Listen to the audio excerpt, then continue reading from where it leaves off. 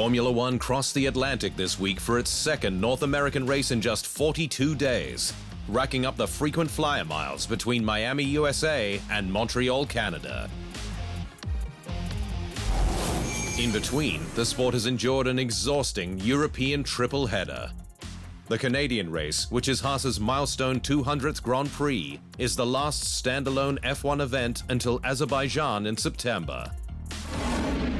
But 2026, it's evolution, not revolution. With the new season to start earlier in Australia on March 8, while Miami and Montreal will both be in May, before the first European race for the year in Monaco.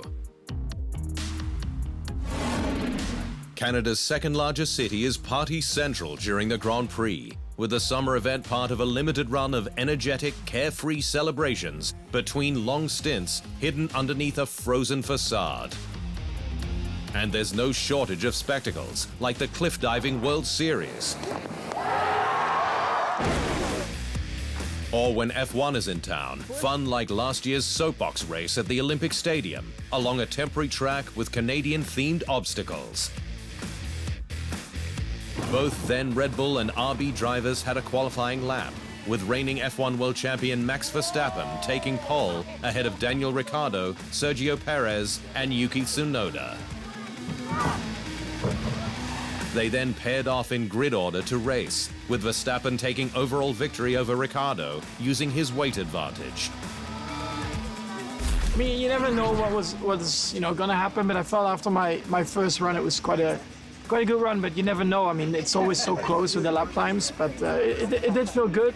So when I heard the time, I felt confident for the final that it would be all right. Verstappen went on to win his third straight Canadian Grand Prix, putting him equal with his partner Kelly's father, three-time world champion Nelson Piquet. Only Michael Schumacher and Lewis Hamilton have more with 7.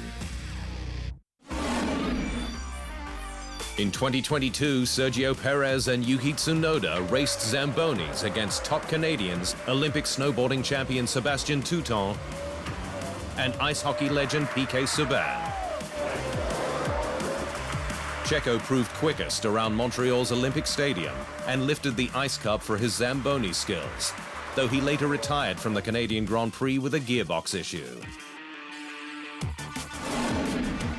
One of the toughest tracks on brakes, the 4.36-kilometer circuit features 14 turns, 6 left and 8 right, with a top speed of 350 kilometers per hour. Valtteri Bottas reset the lap record in 2019, driving for his former squad Mercedes. There are 3 DRS activation zones, with one on the back straight, the next on the main straight, and one between turns 7 and 8. There's also 2 detection points. A much-loved mainstay in Montreal, it's time for the Canadian Grand Prix.